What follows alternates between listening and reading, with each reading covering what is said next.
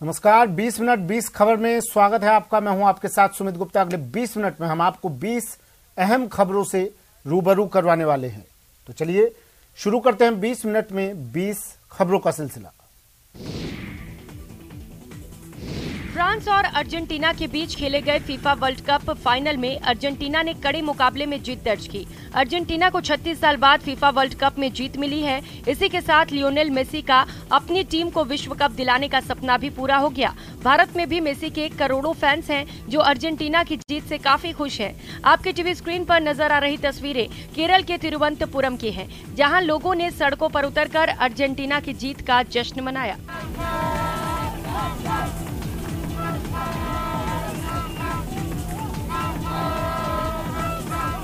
गुरुग्राम में भी लोगों ने जीत के बाद जमकर आतिशबाजी और पार्टी की।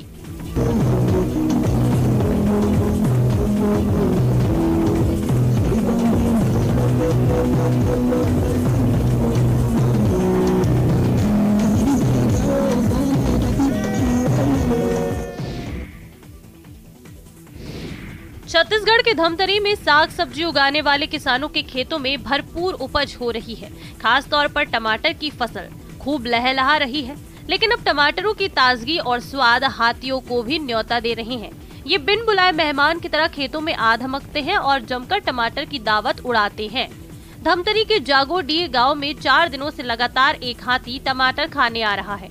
दिन में ये खेतों में रहता है तो रात में बस्ती में चला आता है। वन विभाग और ग्रामीण इन हाथियों को भगाने के लिए आग और सायरन की मदद ले रहे हैं, लेकिन हाथियों को इनसे रत्ती भर भी फर्क नहीं पड़ रहा। ऐसे में हाथी के सामने सभी बेबस और लाचार नजर आ रहे हैं। वैसे राहत की बात तो ये है कि जिन किसानों की फसल हाथी के कारण खराब हो रही है, उन्हें मुआवजा दिया जा रहा है। तो हम पूरा प्रयास कर रहे हैं। हो सकता है कहीं हाथी पहुंचा, उसके हमको पहुंचने में आधा घंटा समय ज़्यादा लग गया हो, कभी दूर रहे हों तो, क्योंकि 2-3 ग्रुप घूम रहे हैं तो मेंटेन करने में थोड़ा सा कठिनाई आती है। लेकिन हम पहुंच ही नहीं पाते या मदद नहीं कर रहे हैं, ये कहना उचित नहीं है। और यदि ऐसी घटना कहीं हुई है कि हमारा स्टाफ पहुंच ही नहीं पाया है तो उसको हम संज्ञान लेकर के कार्रवाई करेंगे। कूनो नेशनल पार्क के चीते रफ्तार में हवा को भी मात दे रहे हैं। 17 सितंबर को अफ्रीकी देश नामीबिया से मध्य प्रदेश के राष्ट्रीय कूनो अभ्यारण्य लाए गए 8 चीते बड़े बाड़े में स्ट्रेस फ्री महसूस कर रहे हैं। वो हर 3-4 दिन में चीतल और नीलगाय का शिकार करके पसंदीदा खाना खा रहे हैं। मिली जानकारी के मुताबिक नामीबियाई चीते अब तक 20 से ज्यादा जानवरों का शिकार कर चुके हैं। अब इन सभी 8 चीतों को 2 महीने के भीतर खुले जंगल में छोड़ने की तैयारी की जा रही है। नामीबिया से 8 चीतों की राष्ट्रीय कूनो अभ्यारण्य में सफल शिफ्टिंग के बाद अब यहां से 12 और चीते लाने की तैयारी की जा रही है। उम्मीद जताई जा रही है कि 10 जनवरी तक दक्षिण अफ्रीका से 12 चीतों को भी यहां शिफ्ट कर दिया जाएगा।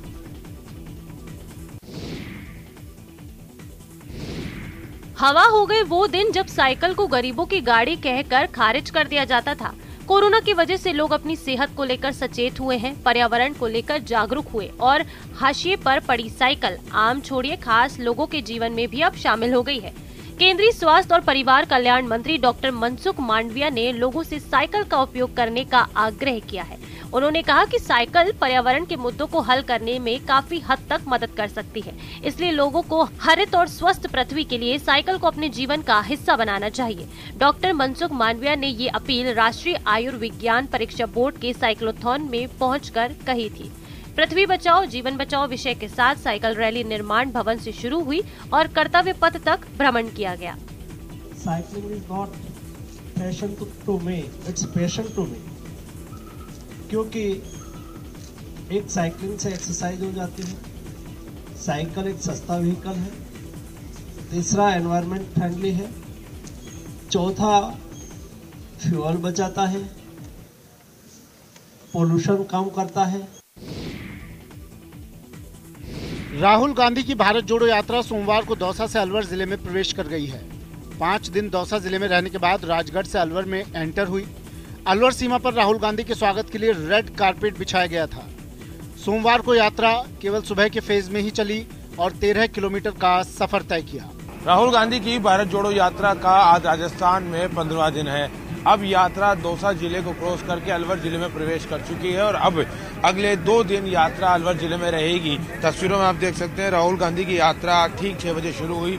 शुरुआत के अंदर मुख्यमंत्री अशोक गहलोत, सचिन पायलट, पीसीसी चीफ गोविंद सिंह डोटासरा, कृष्णा पूनिया, विधायक दिव्या मदेरना सहित तमाम जो लोग उनके साथ चल रहे थे, मंत्री हेमाराम चौधरी हो, विजेंद्र ओला हो, वो भी आज सुबह से ही यात्रा के साथ लगातार चल रहे हैं। राजस्थान में यात्रा का 15 दिन है और पहली बार राहुल की कोई जनसभा रखी गई है। ओवरऑल देखा जाए तो सोमवार को भारत जोड़ो यात्रा के 103 दिन हो चुके हैं। संयम जी बहुत अच्छे। ये संयम जी पता है कौन है? इनको बनाया गया राजनीतिक सलाहकार, प्रधानमंत्री के पक्ष में खड़ा हो। पिंक सिटी के अल्बर्ट हॉल में कवि कुमार विश्वास और उनकी टीम ने काव्य पाठ और कविताओं की शानदार प्रस्तुतियों से गुलाबी सर्द शाम में गर्माहट भर दी, शहरवासियों को मंत्रमुग्ध कर दिया। विनीत यार यही अच्छा लग रहा है, बता तरस गए थे इतनी जनता देख रही है, क्या कोरोना ने हाल किया था हमारा। और घर से बोले साहब वर्चुअल का भी सम्मेलन करो, अब मजा ही नहीं आता घर पे। ऐसे कैसे पढ़ो जब तक दाद ना उठे, ताली ना उठे, तब तक क्या मजा। मैं तो सौम्या जी रात को 2 बजे अपनी बालकनी में कविता पढ़ता था, मेरा कुत्ता मुंह उठा के देखता था कि क्या कर रहा है। फिर मैंने उसको समझाया बेटा ऐसे कर करके ही तेरी पेडिग्री लाता हूं मैं। आश्चर्य मत कर, वर्चुअल में थोड़ी मजा आता है। वर्क फ्रॉम होम क्या मतलब है? अब तो corona he work from home कर रहा है। हाँ चाइना में फैल गया ना। हजारों लोगों की भीड़ के बीच में कुमार विश्वास की हर लाइन पर उपस्थित श्रोताओं ने दाद दी। नगर निगम ग्रेटर की ओर से आयोजित समारोह का रविवार को भव्य कार्यक्रम के साथ समापन हुआ। इस अवसर पर आयोजित काव्य सम्मेलन को सुनने के लिए जयपुर वासियों में जबरदस्त क्रेज दिखाई दिया। क्या कहिए उस सिस्टम को जहां अस्पताल में मौत के बाद मरीज का शव एक समस्या बन जाए, सम्मानजनक तरीके से उसे आखिरी विदाई देने की कोई सूरत नजर न आए।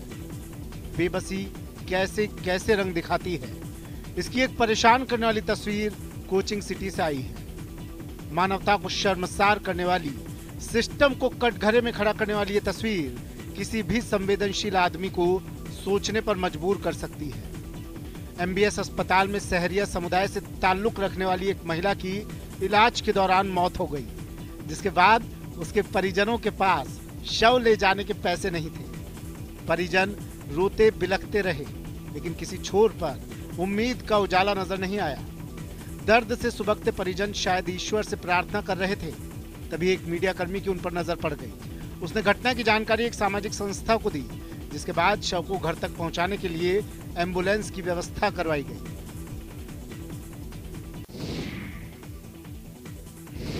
पंडोह के साथ लगते माता बगलामुखी मंदिर के आंचल में 8 करोड़ की लागत से बनाया गया नेचर पार्क लोगों की पसंदीदा सैरगाह बनता जा रहा है। माता बगलामुखी के दर्शनों के लिए जाने वाले श्रद्धालु अब नेचर पार्क का दीदार करने से खुद को रोक नहीं पाते। नेचर पार्क का निर्माण पंडोह डैम के जलाशय के उस भाग में किया गया है जहां कभी माता बगलामुखी का प्राचीन मंदिर हुआ करता था। पूरा गांव बसता था। ये प्राचीन मंदिर और जलाशय अब पंडोह डैम में जलमग्न हो चुके हैं, लेकिन नेचर पार्क में प्राचीनता दिखाने का पूरा प्रयास किया गया है। चंडीगढ़ से घूमने आए पर्यटक गुरिंदर सिंह बताते हैं कि नेचर पार्क में जहां उन्हें शांति और सुकून मिला, वहीं प्राचीनता की झलक भी देखने को मिली। चंडीगढ़ से आए हूँ और यहाँ बगलामुखी माता जी के मत्था टेकने आते थे। पता लगा कि यहाँ नेचर पार्क सरकार द्वारा बहुत अच्छा बनाया गया है। बड़ी शांत जगह है ये, बहुत ही बढ़िया, और काफ़ी एंजॉय किया हमने भी और हमारे जो स्टूडेंट्स हैं उन्होंने भी। हिमाचल प्रदेश की राजधानी और पहाड़ों की रानी शिमला में पर्यटक दूर दूर से क्रिसमस और न्यू ईयर मनाने पर बर्फबारी का मजा लेने पहुंचते हैं। इस साल दिसंबर के महीने में बर्फबारी की उम्मीद ना के बराबर है, लेकिन बर्फबारी की चाह में शिमला पहुंचने वाले पर्यटकों को मायूस होने की जरूरत नहीं है, क्योंकि शिमला के आइस स्केटिंग रिंक में पर्यटक स्केटिंग कर बर्फ का मजा ले सकते हैं। शिमला के लक्कड़ बाजार स्थित आइस स्केटिंग रिंक में फिलहाल सुबह के सेशन हो रहे हैं। शिमला स्केटिंग रिंक में मेंबर सुदीप महाजन ने बताया कि मंगलवार से शाम के सेशन भी शुरू हो जाएंगे। ऐसे में राजधानी शिमला घूमने के लिए आने वाले पर्यटक यहां पहुंचकर आइस स्केटिंग का मजा ले सकते सकते हैं। शिमला के ऐतिहासिक स्केटिंग रिंक में पर्यटकों को स्केट्स की सुविधा भी क्लब की तरफ से मुहैया कराई जा रही है। यहाँ सिर्फ 300 रुपए देकर पर्यटक प्राकृतिक बर्फ में आइस स्केटिंग का मजा ले सकते हैं। खास बात तो ये है कि स्केटिंग की ट्रेनिंग देने के लिए कोच भी साथ रहेंगे। साल 1920 में बना शिमला आइस स्केटिंग रिंक स्थानीय लोगों के साथ पर्यटकों के लिए आकर्षण का केंद्र है।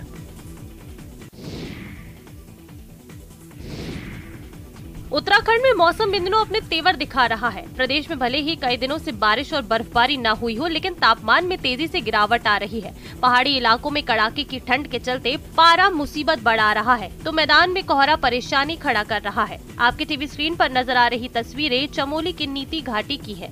इन दिनों कड़ाके की ठंड के चलते यहाँ बहने वाले सभी नदी और नाले पूरी तरह से जम चुके हैं। घाटी में रात का तापमान -15 डिग्री तक पहुँच गया है। सड़कों पर पाला जमने से फिसलन हो रही है। इससे वाहन चालकों को परेशानियों का सामना करना पड़ रहा है।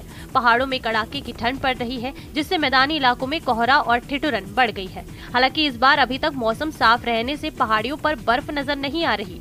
सूरज ढलते ही यहाँ ठंड का प्रकोप शुरू हो जाता है और रात को तापमान 0 से काफी नीचे पहुँच जाता है, जिससे सड़कों से लेकर पहाड़ियों पर गिरने वाले झरने जमे हुए हैं।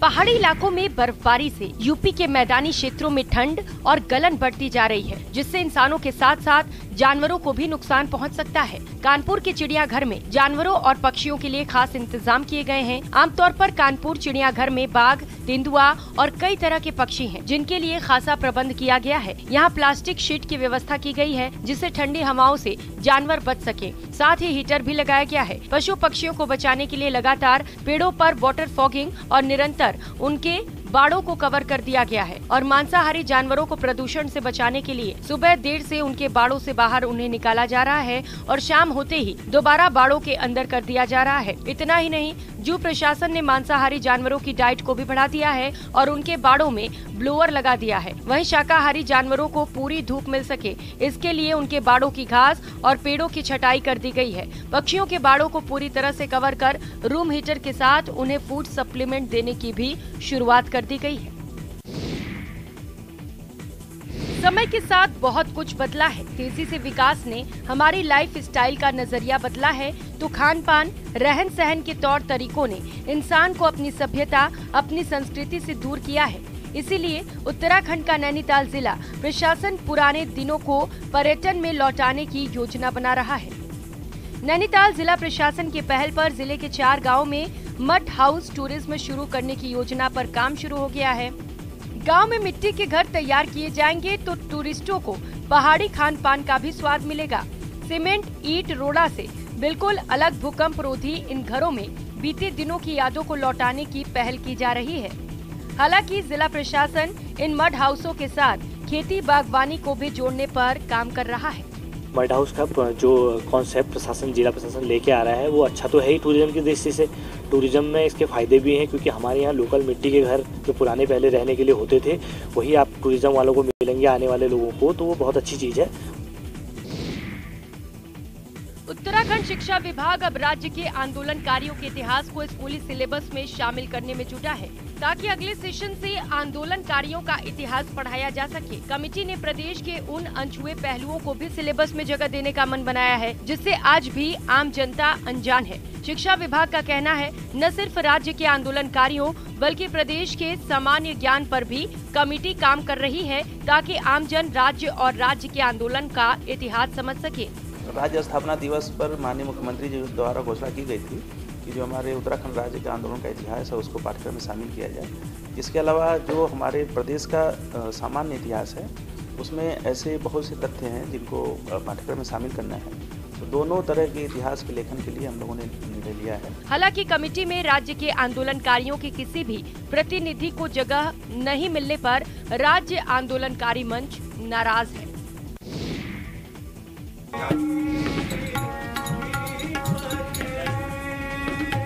पहाड़ न सिर्फ कुदरती खूबसूरती का खजाना है, बल्कि यहाँ लोग, परंपरा और सांस्कृतिक विरासत भी मजबूत रही है। हालांकि देश में होली को अभी बहुत समय है, लेकिन कुमाऊं में होली की महफिलें सजने लगी हैं, जो 3 माह तक चलती रहेंगी। जी हाँ, 3 माह तक होलियार ऐसे ही रंगे नजर आएंगे। युवाओं का जोश भी देखते ही बन रहा। नए होलियार हारमोनियम की धुन और तबले की थाप पर सुरों का ऐसा संगीत दे रहे हैं कि बड़े और पुराने होलियार भी इनके रागों में जोड़ लगाने को मजबूर है। पर वो बचपन से होली गाता है तो हमने उसको देखा है गाते हुए। गुरुजनों को जैसे चमियाल सर जी, सतीश सर जी, मिथिलेश सर जी, इनको हमने बचपन से देखा है गाते, तो हमें भी उस चीज़ का अनुभव हुआ गाने का। हमने सीखा बचपन से। रामीला से भी मंचन रहा जुड़ाव, तो होली में भी हमारा मंचन सर लोगों के साथ लगा रहता है। जो हमारी जो परंपराएं हैं उसको जीवित रखना जो है राम सेवक सभा का उद्देश्य है। क्योंकि पूस का जो रविवार है, अब जो है देखिए, जो पहले जो था मनोरंजन के साधन कम थे, तो लोग जो है जब ये शीतकालीन जो होता है, इसमें जो है लोग जो है किस तरीके से अपने को इंटरटेनमेंट करें, ये उसी का रूप है। ओडिशा की राजधानी भुवनेश्वर में 2 दिनों के लुभावने नृत्य प्रदर्शन के बाद मयूरभंज छाऊ नटकी का राष्ट्रीय महोत्सव संपन्न हो गया।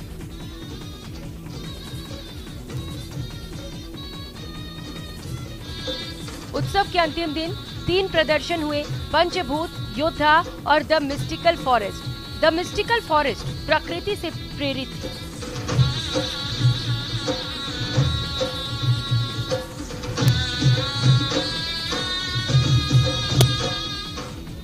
दरअसल हमारे पर्यावरण की देखभाल करना हमारी आजीविका को सुरक्षित रखने के लिए सर्वश्रेष्ठ है। अगर हम अपने पर्यावरण का ध्यान नहीं रखेंगे तो धीरे धीरे हमारे जंगल खत्म होने लगेंगे और एक दिन इंसानों के लिए महत्वपूर्ण प्राकृतिक संसाधन भी खत्म हो जाएंगे।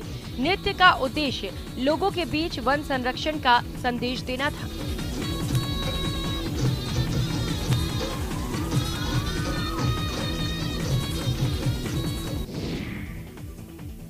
लखनऊ के अवध गर्ल्स डिग्री कॉलेज के हैप्पीनेस क्लब ने एक दोस्त बॉक्स तैयार किया है, जिसके जरिए छात्राएं अपने विचारों और समस्याओं का आदान प्रदान कर सकती हैं। ये कॉलेज में पढ़ने वाली छात्राओं के मानसिक और शारीरिक मुद्दों से निपटने के लिए किया जा रहा है।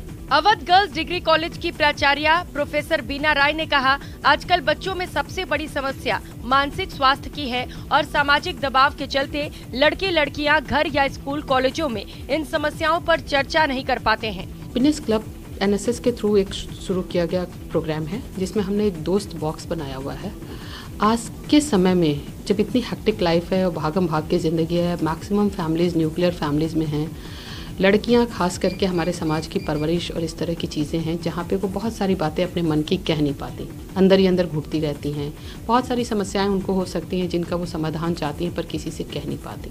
इस समस्या के समाधान के लिए अवध गर्ल्स डिग्री कॉलेज में हैप्पीनेस क्लब के तहत दोस्त बॉक्स की शुरुआत की गई। ये पेटी एक सुझाव पेटी की तरह है, जिसमें विद्यार्थी अपनी समस्या की एक पर्ची रख सकते हैं और साथ ही अपनी पहचान गोपनीय रख सकते हैं। प्रत्येक गुरुवार को पेटी खोलकर समस्याओं की जांच की जाती है। इस संबंध में कॉलेज में विशेष सत्र आयोजित किया जाएगा, जिसमें विशेषज्ञ काउंसलर और डॉक्टर मौजूद रहेंगे।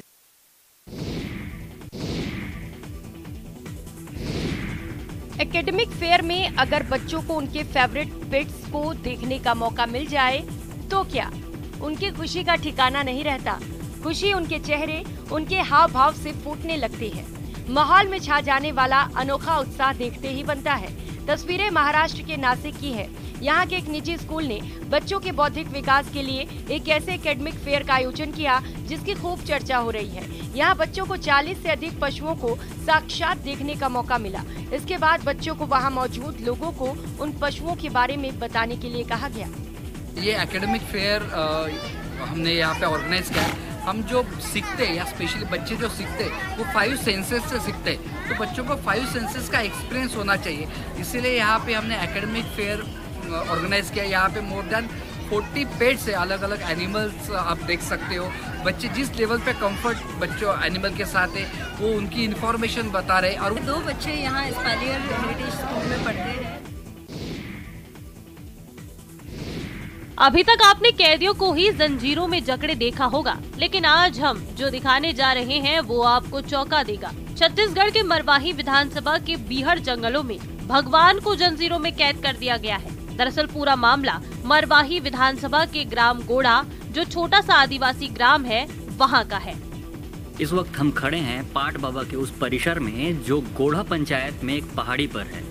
आप जैसा कि आप देख सकते हैं, इस पाट बाबा की मूर्ति को ग्रामीणों ने बांध कर रखा है। इसके पीछे की कहानी ग्रामीण बताते हैं कि ये पाट बाबा की मूर्ति सरगुजा रियासत में अब भाग गई थी। उसके बाद इसको ग्रामीणों ने किसी तरह वापस लाया और लाकर इसे जंजीरों में बांध दिया। बताया जाता है कि ये पाट बाबा को ना बांधने पर ये पाट बाबा इस पहाड़ी में कभी उस किनारे दिखाई देते थे, कभी इस किनारे, जिसके बाद इसको बांध कर रखा गया है। और यहाँ के लोगों की आस्था इस पाट बाबा से बहुत ही गहरे तरीके से जुड़ी हुई है। अगर हम पूछें कि जायका बढ़ाने वाली इमली क्या गला भी ठीक कर सकती है, तो मुमकिन है कि आप सवाल को ही खारिज कर दें। लेकिन एमपी के ग्वालियर का तानसेन मकबरा आपको सोचने पर मजबूर कर देगा। इसके पास लगा इमली का पेड़ संगीत प्रेमियों के लिए गला सुरीला करने वाली किसी जड़ी बूटी से कम नहीं है। कहते हैं कि तानसेन इसी पेड़ के नीचे बैठकर संगीत का रियाज करते थे और ध्रुपद के राग सुनाते थे। बाद में कई गायकों ने इसी इमली के पत्ते खाए और संगीत की दुनिया में नाम कमाया। केएल सहगल, पंकज उदास सहित कई गायकों ने तानसेन मकबरे पर लगे इमली के पत्ते खाए हैं। बताते हैं कि पहले इस जगह पर बड़ा पेड़ था, उसकी पत्तियां तो क्या, छाल और जड़ों को भी लोग अपने साथ ले गए। कई 100 साल पुराना पेड़ जब सूख कर खत्म हो गया तो यहाँ आने वाले संगीत प्रेमियों को निराशा होने लगी। लिहाजा इस स्थान पर इमली के पेड़ को फिर से जिंदा किया गया। आज दूर दूर से संगीत प्रेमी यहाँ आते हैं और इमली के पत्तों को तानसेन का प्रसाद मानकर साथ ले जाते हैं।